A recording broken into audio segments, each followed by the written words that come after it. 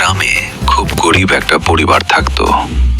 পরিবারের সদস্য ছিল বাবা, মা আর তাদের এক ছেলে রাশেদ। রাশেদের বাবা একজন কৃষক ছিলেন।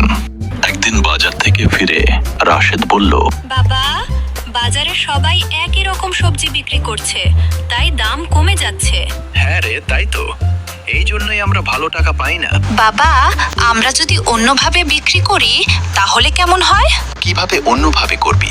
আমরা সবজি পরিষ্কার করে সুন্দরভাবে সাজিয়ে বিক্রি করব আর ছোট ছোট প্যাকেট বানাবো। আইডিয়াটা খারাপ না, চেষ্টা করে দেখা যেতে পারে। বাবা, আজ থেকেই আমরা কাজ শুরু করি।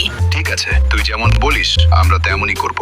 রাশেদ সবজি পরিষ্কার করে সুন্দরভাবে ঝুড়িতে সাজাল এবং কিছু সবজি দিয়ে ছোট ছোট প্যাকেট বানালো।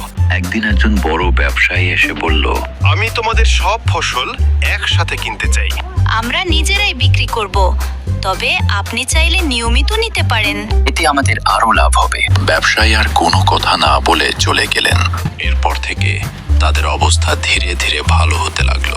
শেষে বাবা বললেন, রাশেদ, তোর বুদ্ধির জন্যই আজ আমরা ভালো আছি। বাবা, আমরা একসাথে চেষ্টা করেছি বলেই এটা সম্ভব হয়েছে।